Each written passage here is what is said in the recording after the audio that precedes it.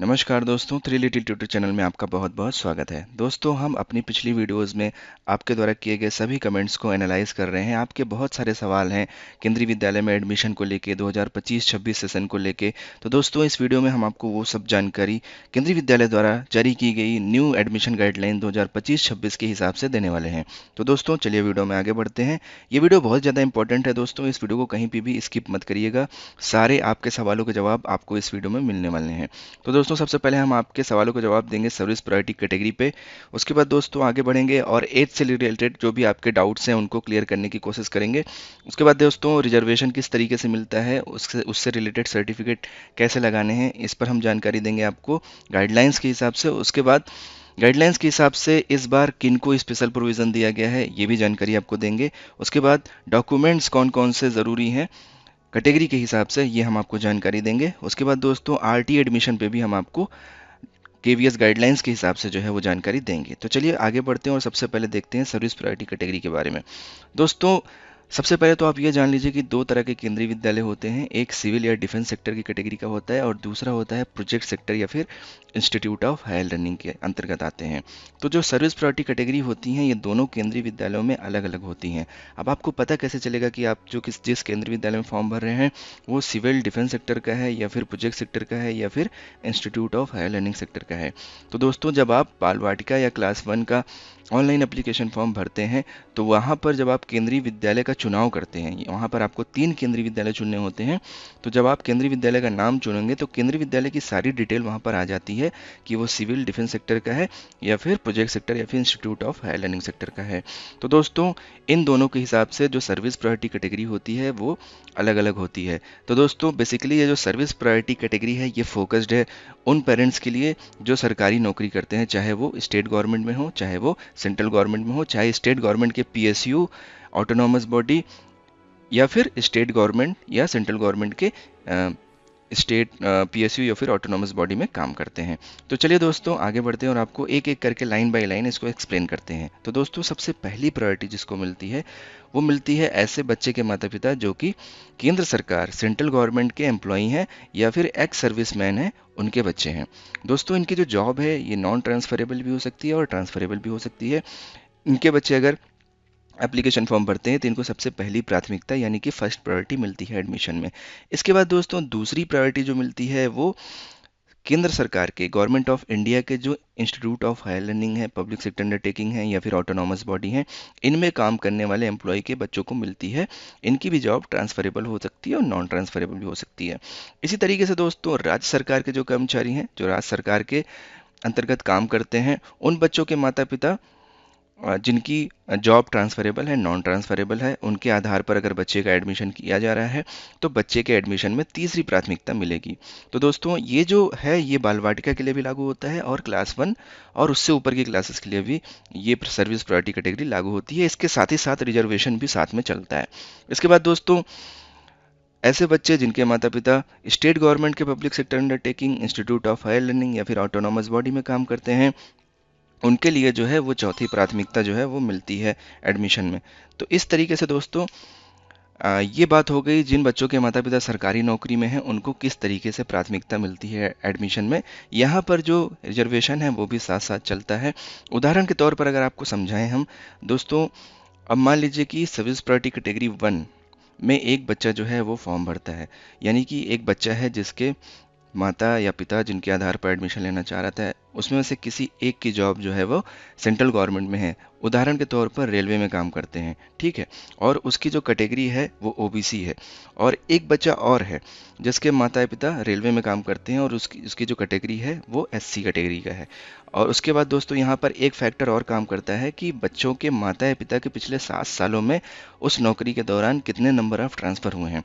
तो दोस्तों पहला बच्चा जिनके माता पिता रेलवे में काम करते हैं और ओबीसी कैटेगरी से आता है, उसके नंबर ऑफ ट्रांसफ़र जो है 5 हुए हैं और उसके बाद जो है जो दूसरी कैटेगरी का बच्चा है जो कि एससी कैटेगरी से आता है लेकिन उसके भी माता पिता सेंट्रल गवर्नमेंट में जॉब करते हैं, रेलवे में जॉब करते हैं, अब उसके जो माता पिता का पिछले नंबर ऑफ ट्रांसफ़र हुए हैं ड्यूटी के दौरान वो 4 हुए हैं। अब दोस्तों यहाँ पर कास्ट कैटेगरी भी लगेगी, यहाँ पर जो है पिछले 7 सालों में ट्रांसफ़र कितने हुए हैं, और सर्विस प्रायोरिटी कैटेगरी भी लगेगी। तो जॉब के हिसाब से उसकी जो सर्विस प्रायोरिटी कैटेगरी है वो तो 1 हो गई, लेकिन अब रिजर्वेशन और नंबर ऑफ़ ट्रांसफ़र में कंपेयर किया जाएगा। तो दोस्तों रिजर्वेशन के आधार पर जितना परसेंटेज SC और ST को मिलना चाहिए उसके हिसाब से, और OBC से कंपेयर करके फिर उनको जो है अदर प्रायोरिटी दी जाएगी। तो इस तरीके से यहाँ पर इन प्रायोरिटीज़ को भी ध्यान में रखा जाता है, साथ ही साथ रिजर्वेशन और पिछले 7 सालों में कितने नंबर ऑफ ट्रांसफ़र हुए हैं इसको भी ध्यान में रखा जाता है। अब दोस्तों इन चारों कैटेगरी को छोड़कर कैटेगरी 1, कैटेगरी 2, कैटेगरी 3, कैटेगरी 4, मतलब कि जिन बच्चों के माता पिता सरकारी नौकरी में नहीं हैं, ऐसे बच्चे उनको सर्विस प्रायोरिटी कैटेगरी 5 में रखा गया है, यानी कि उनको सबसे कम प्रायोरिटी मिलती है। तो दोस्तों ऐसे माता पिता जो कि सरकारी नौकरी नहीं करते उनके बच्चों की सबसे कम प्राथमिकता मिलती है केंद्रीय विद्यालय में एडमिशन में। हालांकि अगर वो डिसएडवांटेज ग्रुप या फिर वीकर सेक्शन से आते हैं और डिस्टेंस के क्राइटेरिया को पूरा करते हैं तो उनको RTE में प्रोविज़न है, जो कि सबसे फर्स्ट लॉट निकलती है, उसमें उनको एडमिशन का प्रोविज़न मिल सकता है। तो दोस्तों उस पर हम आगे बात करेंगे, अभी यहाँ पर हम सर्विस प्रायोरिटी कैटेगरी की बात कर रहे हैं। दोस्तों आगे बढ़ते हैं और आपको बताते हैं कि service priority category project sector या फिर इंस्टीट्यूट ऑफ हायर लर्निंग के स्कूलों में किस तरीके से काम करती है। तो दोस्तों यहाँ पर थोड़ा सा चेंजेस है। यहाँ पर जो सबसे पहली प्राथमिकता मिलती है वो उन बच्चों को मिलती है जिन बच्चों के माता पिता उसी प्रोजेक्ट सेक्टर या फिर इंस्टीट्यूट ऑफ हायर लर्निंग के एम्प्लॉई हैं, वहीं पे काम करते हैं, और उस केंद्रीय विद्यालय को उसी प्रोजेक्ट ने या फिर इंस्टीट्यूट ऑफ हायर लर्निंग ने स्पॉन्सर किया है। उदाहरण के तौर पर अगर हम आपको उदाहरण देके बताएं, मान लीजिए NIT हमीरपुर है, ठीक है, NIT हमीरपुर का अपना केंद्रीय विद्यालय है, ठीक। अब NIT हमीरपुर में काम करने वाले एम्प्लॉय अगर अपने बच्चे का फॉर्म भरते हैं, ठीक है, NIT हमीरपुर के केंद्रीय विद्यालय में, तो दोस्तों उनके बच्चे को सबसे पहली प्राथमिकता मिलेगी एडमिशन में। इस तरीके से होता है दोस्तों। और यहाँ पर ये भी कंसिडर किया जाता है कि वर्किंग एम्प्लॉई हैं या फिर डेपुटेशन एम्प्लॉई हैं, रिटायर्ड एम्प्लॉई हैं या फिर डायरेक्टली हायर्ड कॉन्ट्रेक्चुअल एम्प्लॉई हैं, इसमें भी प्रेफरेंस मिलता है। तो अगर सर्विंग एम्प्लॉई हैं तो उनको सबसे ज़्यादा, डेपुटेशन एम्प्लॉई हैं तो उनको दूसरी प्राथमिकता, रिटायर्ड हैं तो उनको तीसरी, और डायरेक्टली हायर्ड कॉन्ट्रेक्चुअल एम्प्लॉई हैं तो उनको जो है चौथी प्राथमिकता मिलती है कैटेगरी 1 में भी। इसी तरीके से कैटेगरी 1 में फिर पिछले दूसरे सेक्शन के केंद्रीय विद्यालय की तरह, जैसे कि सेंट्रल गवर्नमेंट के जो एम्प्लॉई हैं और एक्स सर्विसमैन के जो बच्चे हैं उनकी जॉब ट्रांसफरेबल हो या नॉन ट्रांसफरेबल हो, उनके बच्चों को दूसरी प्राथमिकता। इसी तरीके से तीसरी प्राथमिकता मिलती है भारत सरकार के public sector undertaking, institute of higher learning या फिर ऑटोनॉमस बॉडीज़ में काम कर रहे हैं तो उनके बच्चों को मिलती है। इसी तरीके से चौथी प्राथमिकता मिलती है स्टेट गवर्नमेंट में काम करने वाले माता पिता के बच्चों को। पांचवी मिलती है स्टेट गवर्नमेंट के पब्लिक सेक्टर, ऑटोनोमस बॉडी या फिर इंस्टीट्यूट ऑफ हायर लर्निंग के में काम करने वाले कर्मचारी के बच्चों को। इसी तरीके से जो सबसे कम प्राथमिकता मिलती है वो इन पांचों कैटेगरी में से जिसमें नहीं आते हैं उनको सबसे कम छठवीं प्राथमिकता दी जाती है प्रोजेक्ट सेक्टर और इंस्टीट्यूट ऑफ हायर लर्निंग के केंद्रीय विद्यालयों में। तो दोस्तों ऐसे माता पिता जो कि सरकारी नौकरी में नहीं हैं उनको यहाँ पर सबसे कम प्राथमिकता दी जाती है।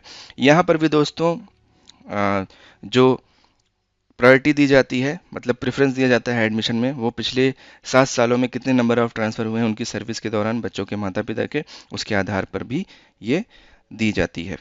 अब दोस्तों आगे बढ़ते हैं और देख लेते हैं एज के बारे में। दोस्तों एज को लेके बहुत ज़्यादा कमेंट आ रहे हैं आप लोगों को कि हमारे बच्चे की डेट ऑफ बर्थ एग्जाम्पल है तो हमारे बच्चे का एडमिशन किन क्लासेस में हो सकता है। तो दोस्तों सबसे पहले तो आपकी जानकारी के लिए बता दें कि ऑनलाइन एप्लीकेशन फॉर्म में जब आप अपने बच्चे का डेट ऑफ बर्थ डालेंगे, अगर आपके बच्चे की डेट ऑफ बर्थ सही होगी तभी फॉर्म आगे बढ़ेगा, अगर बच्चे की डेट ऑफ बर्थ सही नहीं होगी तो सिस्टम में फॉर्म आगे ही नहीं बढ़ता है। तो दोस्तों चलिए देखते हैं, एज क्राइटेरिया आपको बता देते हैं। तो दोस्तों क्लास 1 में एडमिशन के लिए जो एज क्राइटेरिया है, उम्र की जो उम्र का जो रूल है क्लास 1 में एडमिशन के लिए, वो 31 मार्च 2025 को आपके बच्चे की जो एज है वो 6 साल पूरी होनी चाहिए। अगर 6 साल में एक भी दिन कम है तो आपके बच्चे का फॉर्म जो है वो एक्सेप्ट नहीं करेगा सिस्टम। आप बाल वाटिका 3 के लिए ट्राई कर सकते हैं अगर अवेलेबल है स्कूल एडमिशन के लिए। तो इस तरीके से दोस्तों क्लास 1 में एडमिशन के लिए 6 साल आपके बच्चे की जो एज है वो पूरी होनी चाहिए और 1 अप्रैल को पैदा हुआ बच्चा वो भी कंसिडर किया जाएगा। दोस्तों यहाँ पर एक टेबल है, इसके माध्यम से मैं आपको बताऊंगा कि क्लास 1 से लेके क्लास 10 तक के जो एडमिशन है उनके लिए जो एज का क्राइटेरिया है वो क्या है, मिनिमम एज और मैक्सिमम एज बच्चे की क्या होनी चाहिए 31 मार्च 2025 को। तो दोस्तों सबसे पहले क्लास 1 के लिए जो आपके बच्चे की मिनिमम एज होनी चाहिए वो 6 साल कंप्लीट होनी चाहिए, लेकिन 8 साल से कम होनी चाहिए 31 मार्च 2025 को। इसी तरीके से क्लास सेकंड में एडमिशन के लिए आपके बच्चे की जो एज है वो 7 साल पूरी होनी चाहिए, लेकिन 9 साल से कम होनी चाहिए 31 मार्च 2025 को। इसी तरीके से थर्ड में 8 साल पूरी होनी चाहिए 10 साल से कम। फोर्थ में 9 साल पूरी होनी चाहिए 11 साल से कम। फिफ्थ में 9 साल से पूरी होनी चाहिए और 11 साल से कम। सिक्स्थ में 10 साल पूरी होनी चाहिए 12 साल से कम होनी चाहिए। सेवन्थ में 11 साल पूरी होनी चाहिए 13 साल से कम होनी चाहिए। सेवन्थ में 11 साल पूरी होनी चाहिए 13 साल से कम। एट्थ में 12 साल पूरी होनी चाहिए 14 साल से कम। नाइन्थ में 13 साल पूरी होनी चाहिए 15 साल से कम। टेंथ में 14 साल पूरी होनी चाहिए 16 साल से कम होनी चाहिए। तो दोस्तों ये हमने आपको क्लास 1 से लेके 10 तक का जो एज क्राइटेरिया है ये बता दिया। हमने अपने पिछली वीडियो में आपको बताया है कि एज कैलकुलेटर के माध्यम से आप अपने बच्चे की एज निकाल सकते हैं। 31 मार्च 2025 को आप अपने बच्चे का डेट ऑफ बर्थ डालकर वहाँ पर एज कैलकुलेट कर सकते हैं। तो आपका बच्चा जिस भी कैटेगरी में आ रहा है उस कैटेगरी में वो फॉर्म भर सकता है। उसके बाद दोस्तों आगे बढ़ते हैं और आपको जानकारी देते हैं बाल वाटिका एडमिशन के लिए। तो दोस्तों बाल वाटिका को आप ऐसे मान सकते हैं कि जो केजी, नर्सरी और प्री प्राइमरी के एडमिशन होते हैं उनको यहाँ पर बाल वाटिका नाम दिया गया है। तो बाल वाटिका 1, 2 और 3 क्लास 1 से पहले की जो क्लासेस हैं उनको बाल वाटिका 1, 2 और 3 नाम दिया गया है। यहाँ पर भी एज क्राइटेरिया है, एज के हिसाब से बाल वाटिका 1 को बांटा गया है, एज के ही हिसाब से बाल वाटिका 2 को बनाया गया है और एज के हिसाब से ही बाल वाटिका 3 को बनाया गया है। तो दोस्तों बाल वाटिका 1 में एडमिशन के लिए 31 मार्च 2025 को आपके बच्चे की जो एज होनी चाहिए वो 3 से 4 साल के बीच में होनी चाहिए। और इसी तरीके से बाल वाटिका 2 के लिए आपके बच्चे की जो एज होनी चाहिए वो 4 से 5 साल होनी चाहिए, 4 से 5 साल के बीच में होनी चाहिए।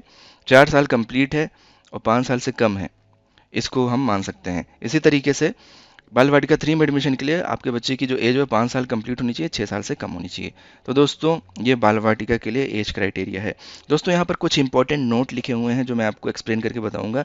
यहाँ पर जो आप स्क्रीनशॉट देख रहे हैं ये केंद्रीय विद्यालय संगठन द्वारा जारी की हुई नई एडमिशन गाइडलाइन के स्क्रीनशॉट है। दोस्तों वीडियो की ऑथेंटिसिटी बनी रहे इसलिए मैंने डायरेक्टली इनको यूज़ कर लिया है, ताकि ऐसा आपको ना लगे कि कोई भी चीज़ मॉडिफाई करके बताई जा रही है। तो दोस्तों आप इसको खुद भी पढ़ें, हो सकता है मुझसे बोलने में कुछ भूल चूक हो जाए, तो आप इसको भी ध्यान से पढ़ते रहें।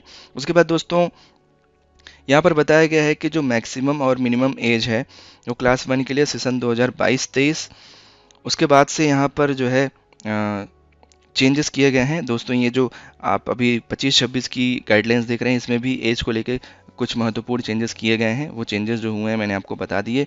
उसके बाद दोस्तों यहाँ पर एक इम्पॉर्टेंट पॉइंट ये है कि अगर आपका बच्चा जो है दिव्यांग की श्रेणी में आता है, child with special need, physically handicapped की श्रेणी में आता है, तो उसको जो मैक्सिमम एज है उसमें 2 साल की रिलैक्सेशन दी जा सकती है। अगर वो क्लास 1 में एडमिशन के लिए फॉर्म भर रहा है तो उसकी जो मैक्सिमम एज है वो 10 साल तक कंसीडर की जा सकती है। और इसी तरीके से अगर बाल वाटिका वगैरह में भर रहे हैं तो यहाँ पर 2 साल आप प्लस करके जोड़ लीजिए, मतलब कि बाल वाटिका 1 में जो उसकी मैक्सिमम एज लिमिट है वो 6 साल तक मानी जा सकती है। इसी तरीके से दोस्तों क्लास 11th में एडमिशन के लिए कोई भी एज का रिस्ट्रिक्शन नहीं है। हालांकि यहाँ पर एक चीज़ ये बताया गया है कि अगर बच्चा क्लास 11th में एडमिशन लेने की कोशिश कर रहा है तो बच्चे का उसी साल क्लास 10th पास किया होना ज़रूरी है।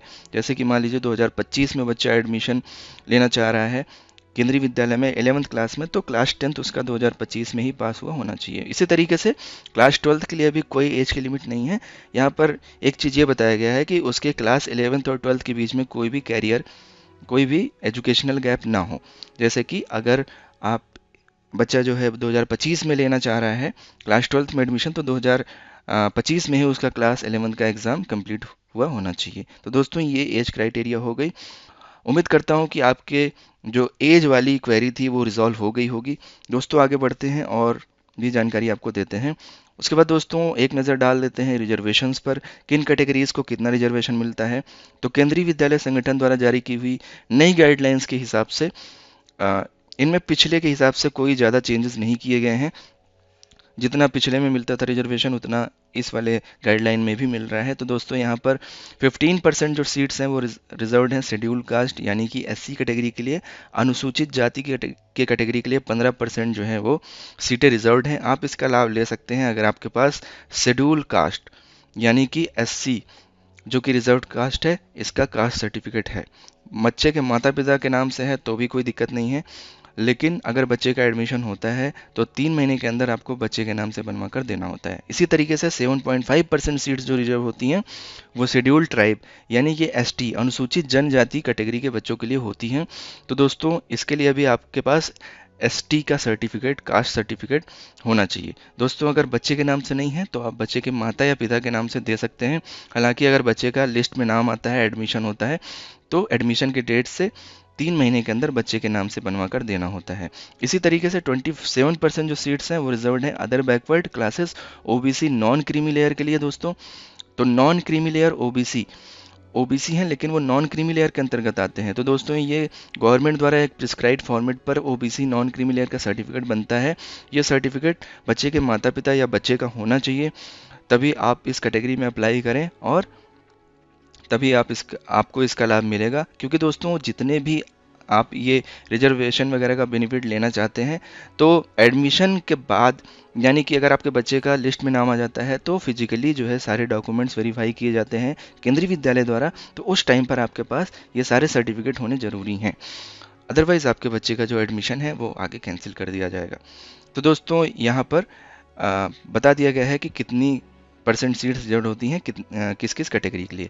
अब दोस्तों आगे बढ़ते हैं। यहाँ पर चिल्ड्रेन विद स्पेशल नीड एक कैटेगरी है जिनको कि आप दिव्यांग की श्रेणी मान सकते हैं।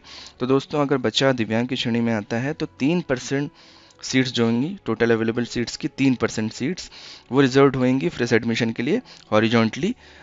बच्चा जो है अगर वो दिव्यांग की श्रेणी में आता है या फिर चिल्ड्रेन विद स्पेशल नीड्स की कैटेगरी में आता है। ये जो 3% सीट्स होती हैं ये आरटी कैटेगरी के अंतर्गत आती हैं। उसके बाद दोस्तों आगे बढ़ते हैं और स्पेशल प्रोविज़न इन एडमिशन। दोस्तों वैसे तो केंद्रीय विद्यालय संगठन द्वारा जारी की हुई ऑफिशियल गाइडलाइन में कई तरह के स्पेशल प्रोविज़न दिए गए हैं, लेकिन वो रेयरेस्ट ऑफ रेयर होते हैं। बहुत कम बच्चे उस कैटेगरी में आते हैं, जैसे कि राष्ट्रपति पुरस्कार वगैरह मिला हो स्काउट गाइड में, इस तरीके के बच्चे आते हैं। और वे गेम्स एंड स्पोर्ट्स में उनको जो है एसजीएफआई नेशनल लेवल के अवार्ड मिले हों, तो इस तरीके के राष्ट्रीय बाल पुरस्कार मिला हो, तो ऐसे बच्चे बहुत रेयर होते हैं, इसलिए मैं यहाँ पर उनको नहीं एक्सप्लेन कर रहा हूँ। एक यहाँ पर इम्पोर्टेंट पॉइंट है जो मैं एक्सप्लेन करना चाहता हूँ। तो दोस्तों कुछ बच्चे दुर्भाग्यवश कोविड-19 पैंडेमिक के दौरान अपने माता पिता दोनों को खो दिए थे। तो ऐसे बच्चों के लिए केंद्रीय विद्यालय संगठन द्वारा स्पेशल प्रोविज़न दिया गया है एडमिशन्स में। ये जो एडमिशन्स होते हैं ये over and above the class strength होते हैं। उदाहरण के तौर पर अगर एक क्लास में स्ट्रेंथ 40 है, यानी कि उसमें सिर्फ 40 बच्चों का एडमिशन हो सकता है, और अगर इस कैटेगरी का बच्चा एडमिशन के लिए जाता है तो उसका जो है भले ही वहाँ पे सीट फुल हो गई हो लेकिन उसका एडमिशन वहाँ पर लिया जाएगा। और दोस्तों ये जो एडमिशन होता है ये पीएम केयर्स चिल्ड्रन स्कीम के अंतर्गत लिया जाता है।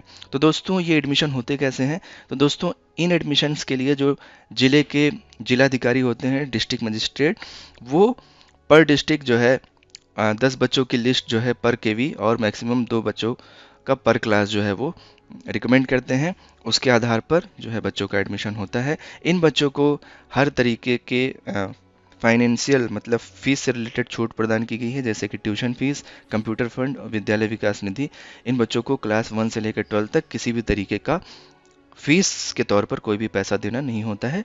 दोस्तों यहाँ पर एक इम्पॉर्टेंट टर्म ये है कि बच्चा जो है वो PM cares for children portal में रजिस्टर्ड होना चाहिए। तो ये एक स्पेशल प्रोविज़न था।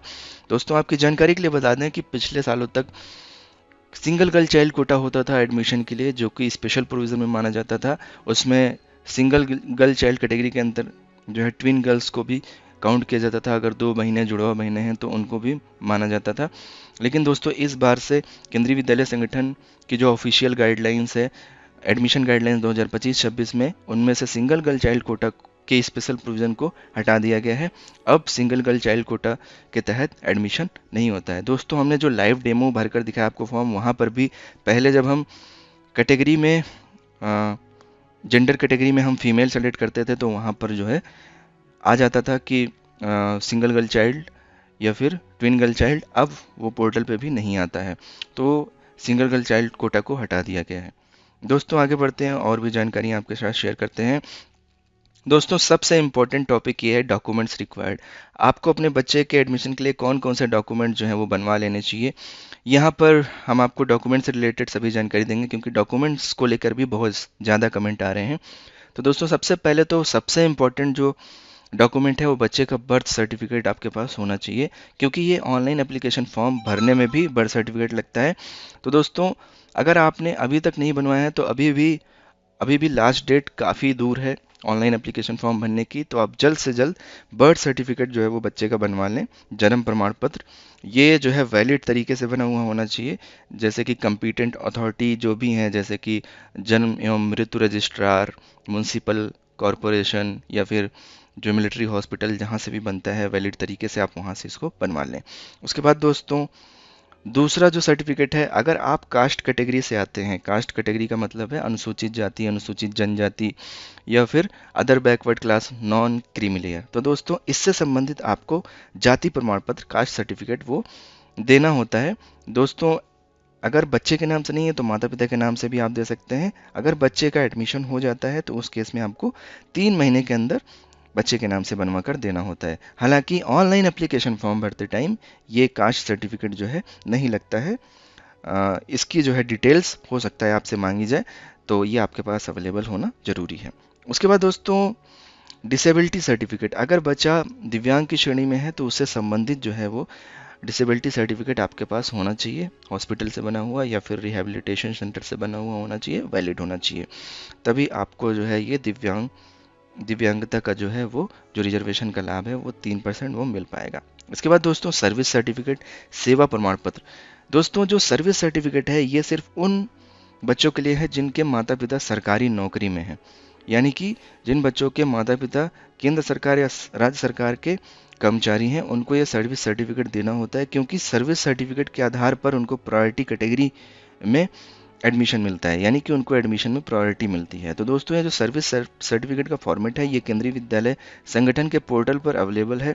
तो बच्चे के माता या पिता जिनके आधार पर बच्चे की प्रायोरिटी कैटेगरी में एडमिशन लिया जा रहा है उनके ऑफिस के हेड के द्वारा बना हुआ होना चाहिए। वहाँ पर उनका नाम, उनका पद, उनका हस्ताक्षर, उनकी मुहर, सारी चीज़ें लगती हैं, और उनके पिछले 7 सालों में कितने नंबर ऑफ ट्रांसफ़र हुए हैं वहाँ भी उसकी भी डिटेल वहाँ पर उस सर्विस सर्टिफिकेट में भरनी होती है, कि कब से कब तक किस ऑफिस में थे, किस लोकेशन पे थे, कितनी दूरी थी। और ट्रांसफ़र नंबर एक होता है सरकारी नौकरियों में, अगर आपका ट्रांसफ़र होता है तो एक ट्रांसफ़र ऑर्डर नंबर जनरेट होता है, वो भी वहाँ पर आपको मेंशन करना होता है। और अगर 0 ट्रांसफ़र हुए हैं तो वो डिटेल्स आपको भरने की ज़रूरत नहीं है, वहाँ पर वो लिख कर दे देंगे कि 0 नंबर ऑफ ट्रांसफ़र हुए हैं। तो दोस्तों इस तरीके से आपको सर्विस सर्टिफिकेट जो है बनवा कर देना होगा अगर बच्चे के माता पिता सरकारी नौकरी में हैं और आप सर्विस प्रायोरिटी कैटेगरी क्लेम कर रहे हैं तो। इसके बाद दोस्तों आगे बढ़ते हैं। यहाँ पर यूनिफॉर्म डिफेंस पर्सनल अगर हैं तो उनको सर्टिफिकेट ऑफ रिटायरमेंट देना होता है। दोस्तों एक यहाँ पर मुझसे छूट रहा है, मैं वो भी बता दूं दोस्तों, अगर बच्चा EWS या फिर BPL कैटेगरी में आता है तो EWS या फिर BPL का सर्टिफिकेट जो है आपके पास होना चाहिए। दोस्तों जब आप फॉर्म भरेंगे तो वहाँ पर आपसे पूछेगा कि कम आय वर्ग क्या आप कम आय वर्ग में आते हैं। तो दोस्तों अगर आप EWS पर क्लिक करते हैं तो सर्टिफिकेट नंबर और कब जारी हुआ, किसने जारी किया, ये सारी डिटेल वहाँ पर भरनी होती है। तो ऑनलाइन एप्लीकेशन फॉर्म भरते टाइम ही EWS सर्टिफिकेट आपको जो है वो आपके पास अवेलेबल होना चाहिए, क्योंकि वही जानकारी उसमें भरी जाएगी, सर्टिफिकेट नंबर वगैरह उसमें भरे जाते हैं। और इसी तरीके से BPL कैटेगरी से अगर आप आते हैं तो BPL सर्टिफिकेट नंबर आपके पास होना चाहिए, BPL सर्टिफिकेट आपके पास होना चाहिए, वो कब जारी हुआ और उसका नंबर और किसने जारी किया, ये डिटेल वहाँ ऑनलाइन एप्लीकेशन फॉर्म में आपको भरनी होगी। दोस्तों आगे बढ़ते हैं। और प्रूफ ऑफ रेजिडेंस, पते के प्रमाण के तौर पर दोस्तों आप ऐसा कोई भी प्रमाण पत्र दे सकते हैं जो कि सरकारी हो, वैलिड हो, जिससे आपका जो पता है वो वेरीफाई किया जा सके। तो दोस्तों एड्रेस प्रूफ के तौर पर आप कई सारे डॉक्यूमेंट्स दे सकते हैं, जैसे कि डोमिसाइल सर्टिफिकेट, बच्चे के माता या पिता का पासपोर्ट, बच्चे के माता या पिता का ड्राइविंग लाइसेंस, बच्चे के माता या पिता जिस भी अगर रेंट पे रहते हैं तो रेंट एग्रीमेंट, लीज एग्रीमेंट, इस तरीके के डॉक्यूमेंट्स आप जो है पते के प्रमाण के तौर पर दे सकते हैं। उसके बाद दोस्तों आगे बढ़ते हैं। Latest photo of the child, जिस बच्चे का आप फॉर्म भर रहे हैं उसकी एक लेटेस्ट फ़ोटो जो है वो आपके पास होनी चाहिए, सॉफ्ट कॉपी होनी चाहिए। ये ऑनलाइन एप्लीकेशन फॉर्म भरते टाइम लगेगा। इसकी जो साइज़ है वो 256 KB या उससे कम होनी चाहिए, और इसका जो फॉर्मेट होना चाहिए वो .jpeg होनी चाहिए। उसके बाद दोस्तों आगे बढ़ते हैं और आपको ये बताते हैं कि अगर आप आरटीई एडमिशन के लिए क्लेम करने अपने बच्चे का एडमिशन आरटीई कैटेगरी में, अगर आप जो है डिसएडवांटेज ग्रुप से आते हैं और आप डिस्टेंस के क्राइटेरिया को फुलफिल करते हैं तो आप आरटीई के तहत एडमिशन लेने के लिए एलिजिबल हैं। तो दोस्तों यहाँ पर डिस्टेंस सर्टिफिकेट आपको देना होता है, प्रूफ ऑफ रेजिडेंस भी लगता है, और आपको एक ब्लैंक पेपर पर बच्चे के माता पिता ये लिख कर देंगे कि हमारे घर से जो केंद्रीय विद्यालय की दूरी है वो इतने किलोमीटर है। तो दोस्तों ये जो जानकारी आप दें ये बिल्कुल सही दें, क्योंकि बाद में केंद्रीय विद्यालय के द्वारा वेरीफाई किया जा सकता है अगर आपके बच्चे का आरटी कैटेगरी के अंतर्गत एडमिशन होता है तो। दोस्तों आगे बढ़ते हैं और भी जानकारी आपको देते हैं। तो यहाँ पर डॉक्यूमेंट्स को लेकर एक इम्पॉर्टेंट नोट लिखा हुआ है दोस्तों। तो ये इम्पॉर्टेंट नोट क्या है मैं आपको बता देता हूँ। अगर आप सिर्फ जो है रजिस्ट्रेशन कर लेते हैं तो इसका ये मतलब नहीं है कि आप एडमिशन के लिए जो है क्लेम कर सकते हैं दोस्तों। आपको और भी सारी एलिजिबिलिटी जो है वो फॉलो करनी पड़ेगी। उसके बाद दोस्तों अगर आप इनकम्प्लीट एप्लीकेशन जो है सबमिट करते हैं तो उसका रिजेक्शन हो सकता है, तो आप कंप्लीट एप्लीकेशन भरें, एक्यूरेट एप्लीकेशन भरें। तो दोस्तों अगर आप किसी गलत सर्टिफिकेट के आधार पर एडमिशन ले लेते हैं तो बाद में अगर इसको वेरीफाई किया जाता है और ऐसा जो है पाया जाता है कि आपने गलत सर्टिफिकेट के आधार पर अपने बच्चे का एडमिशन कराया है तो प्रिंसिपल जो है आपके एडमिशन को जो है वो कैंसिल कर सकते हैं और आपके द्वारा की गई कोई भी जो है रिक्वेस्ट वो एंटरटेन नहीं की जाएगी। इसके बाद दोस्तों ऐसे कुछ केंद्रीय विद्यालय हैं जिनमें 2 शिफ्ट चलती है, केंद्रीय विद्यालय शिफ्ट 1, केंद्रीय विद्यालय शिफ्ट 2। तो एडमिशन के पर्पज़ से ये जो केंद्रीय विद्यालय शिफ्ट 1 और शिफ्ट 2 हैं ये दोनों अलग अलग केंद्रीय विद्यालय माने जाएंगे। जैसे कि उदाहरण के तौर पर केवी दिल्ली कैंट शिफ्ट 1, केवी दिल्ली कैंट शिफ्ट 2। तो दोस्तों जब आप ऑनलाइन एप्लीकेशन फॉर्म भरेंगे तो वहाँ जब आप केंद्रीय विद्यालय चुनते हैं, 3 केंद्रीय विद्यालय आपको चुनने होते हैं एडमिशन के लिए। तो पहला अगर आप चुनते हैं केंद्रीय विद्यालय दिल्ली कैंट 1 शिफ्ट 1 तो दोस्तों वो एक अलग केंद्रीय विद्यालय माना जाएगा, और अगर दूसरा चुनते हैं केंद्रीय विद्यालय कैंट शिफ्ट 2 तो वो दूसरा केंद्रीय विद्यालय माना जाएगा। यानी कि 2 सेपरेट केंद्रीय विद्यालय माने जाएंगे। और आपका जिस भी केंद्रीय विद्यालय में शिफ्ट के हिसाब से एडमिशन होता है तो आपको उसी शिफ्ट में जो है स्कूल जाना होगा आपके बच्चे को, वहाँ पर कोई भी शिफ्ट को चेंज नहीं कर सकते हैं। इसी तरीके से दोस्तों कैटेगरी 1, कैटेगरी 2, कैटेगरी 3 और कैटेगरी 4 ये सर्विस प्रायोरिटी कैटेगरी की बात यहाँ पर हो रही है। अगर आप इन कैटेगरी के तहत एडमिशन लेते हैं, आपके बच्चे का लिस्ट में नाम आता है, तो इससे संबंधित जो है वो सर्विस सर्टिफिकेट आपको देने होते हैं। इसी तरीके से दोस्तों जितने भी डॉक्यूमेंट्स जो है वो सबमिट किए जाएंगे बच्चे के माता पिता के द्वारा वो सारे जो है वेरीफाई किए जाते हैं, और दोस्तों अगर उसमें कुछ भी गलत पाया जाता है तो इसका जो है लीगल एक्शन भी हो सकता है। इसलिए सारी जानकारी आप सही दें, जो आपके पास सर्टिफिकेट अवेलेबल हो उसके आधार पर दें। तो दोस्तों आगे बढ़ते हैं और आरटीई एडमिशन के बारे में आपको जानकारी देते हैं। दोस्तों ये सेक्शन बहुत ही ज़्यादा इंपॉर्टेंट है क्योंकि इनमें उन बच्चे के माता पिता जो कि सरकारी नौकरी में नहीं हैं उन बच्चों के एडमिशन के चांसेस सबसे ज़्यादा रहते हैं आरटी कैटेगरी में। तो दोस्तों ऐसे मैक्सिमम बच्चे हैं जिन बच्चों के माता पिता सरकारी नौकरी में नहीं हैं, तो उनके लिए ये गोल्डन चांस होता है कि वो आरटी के तहत अपने बच्चे का फॉर्म अप्लाई करें। लेकिन इसके लिए कुछ अनिवार्य शर्त हैं दोस्तों, कुछ रूल्स हैं जो कि उन रूल्स को आपको फॉलो करना होता है। अगर आप उन कैटेगरी में आते हैं तभी आप आरटी में फॉर्म भर सकते हैं, अदरवाइज नहीं भर पाएंगे। तो दोस्तों सबसे पहले देख लेते हैं कि ये ग्रुप कौन कौन से हैं जो आरटी कैटेगरी के तहत फॉर्म भरने के लिए एलिजिबल होते हैं। तो दोस्तों केंद्रीय विद्यालय संगठन की ऑफिशियल एडमिशन गाइडलाइन 2025-26 के हिसाब से 2 ग्रुप्स को आइडेंटिफाई किया गया है जो कि आरटीई के तहत ऑनलाइन एप्लीकेशन फॉर्म भरने और एडमिशन लेने के लिए एलिजिबल होते हैं। तो पहला ग्रुप है वो डिसएडवांटेज ग्रुप है और दूसरा जो ग्रुप है वो वीकर सेक्शन।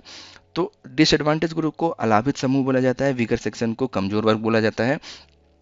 तो दोस्तों कौन से बच्चे हैं जो डिसएडवांटेज ग्रुप में आते हैं? तो दोस्तों ऐसे बच्चे जो कि शेड्यूल कास्ट अनुसूचित जाति, शेड्यूल ट्राइब अनुसूचित जनजाति, और ऐसे बच्चे जो सोशली एजुकेशनली बैकवर्ड क्लास यानी कि ओबीसी नॉन क्रीमी लेयर में आते हैं, और वो सारे बच्चे जो किसी न किसी तरीके से पिछड़े रह गए हों socially, culturally, economically, geographically, linguistic, gender या फिर कोई भी ऐसा फैक्टर जो कि वहाँ की गवर्नमेंट डिसाइड करती है कि अगर उसके पास इस चीज़ की कमी है तो वो पिछड़े वर्ग में आएगा। इस हिसाब से अगर कोई बच्चा है तो वो जो है डिसएडवांटेज ग्रुप में आता है। तो दोस्तों ये बच्चे जो है आरटी के तहत एडमिशन लेने के लिए एलिजिबल होते हैं। दोस्तों यहाँ पर भी एक इम्पॉर्टेंट चीज़ ये है कि जो भी ग्रुप आप क्लेम करेंगे, अगर आप शेड्यूल कास्ट से आते हैं तो उससे संबंधित जाति प्रमाण पत्र आपके पास होना चाहिए। इसी तरीके से अगर आप ओबीसी नॉन क्रीमी लेयर से आते हैं तो आप डिसएडवांटेज ग्रुप में आते हैं, लेकिन एडमिशन के लिए आपको उससे रिलेटेड सर्टिफिकेट देना होता है।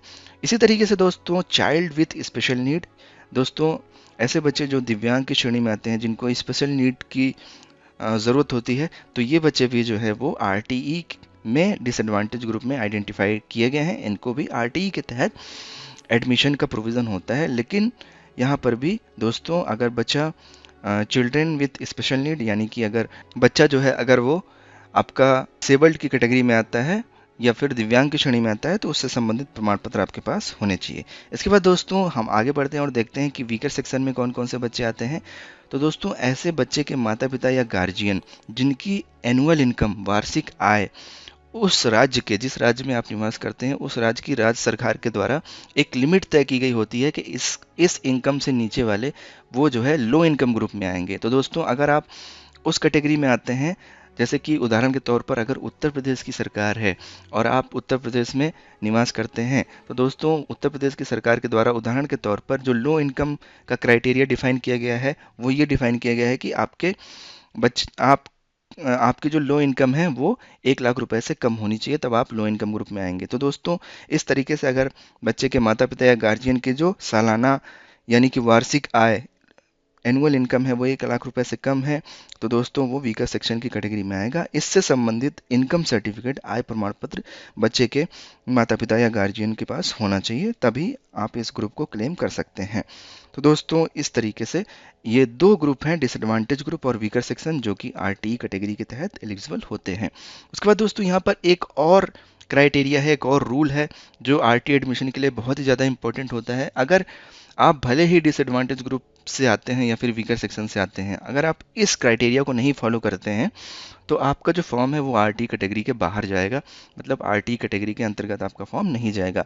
ये जब आप ऑनलाइन एप्लीकेशन फॉर्म भरेंगे अपने बच्चे का, वहीं पर ऑप्शन रहता है कि क्या आपके घर से जो केंद्रीय विद्यालय की दूरी है, अगर आप शहरी क्षेत्र में रहते हैं तो 5 किलोमीटर या उससे कम रेडियल डिस्टेंस में है या नहीं, और इसी तरीके से अगर आप ग्रामीण क्षेत्र में रहते हैं तो आपके घर से केंद्रीय विद्यालय की जो रेडियल डिस्टेंस है वो 8 किलोमीटर या उससे कम के रेंज में है या नहीं है। जो अर्बन एरिया है, मतलब सिटी एरिया है, वहाँ पर अगर आपका घर से केंद्रीय विद्यालय की जो दूरी है वो 5 किलोमीटर या उससे कम की रेडियल डिस्टेंस में आता है, और आप ऑनलाइन एप्लीकेशन फॉर्म में इस चीज़ को एक्सेप्ट करते हैं, वहाँ पर टिक करते हैं, तो आपका फॉर्म ऑटोमेटिक आरटी कैटेगरी में जाएगा। वहाँ पर आपको एक मैसेज लिख कर आता है कि आपका फॉर्म आरटी के लिए एलिजिबल है और आपका फॉर्म आरटी कैटेगरी में जा रहा है। अगर आप नहीं पर करते तो आपका जो फॉर्म है वो आरटी कैटेगरी में नहीं जाएगा। इसी तरीके से अगर आप ग्रामीण क्षेत्र के निवासी हैं तो आपके घर से जो केंद्रीय विद्यालय की रेडियल डिस्टेंस है वो 8 किलोमीटर या उससे कम की होनी चाहिए।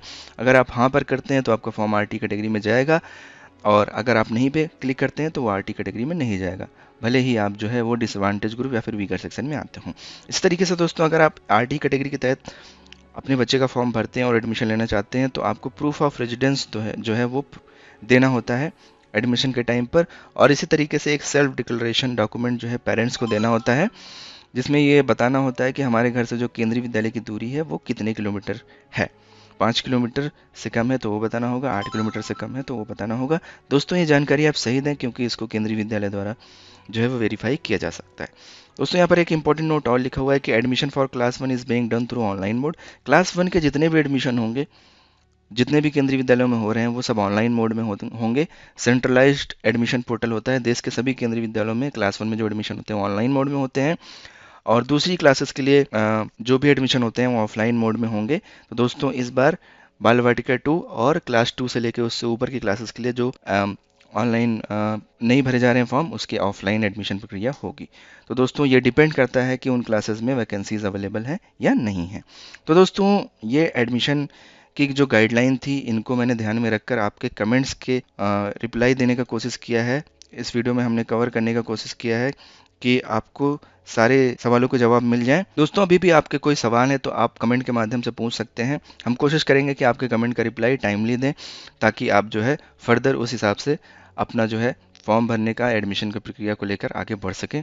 दोस्तों ये वीडियो बहुत ही ज़्यादा यूज़फुल है। अगर आपको वीडियो यूज़फुल लगी हो तो वीडियो को लाइक करिएगा, चैनल पर नए हैं तो चैनल को सब्सक्राइब करिएगा, बेल वाला आइकन, घंटी वाला जो निशान है उसको ज़रूर दबाइएगा, ताकि सारी जो वीडियो हैं वो आपको टाइमली मिल सकें आपके मोबाइल पर नोटिफिकेशन के माध्यम से।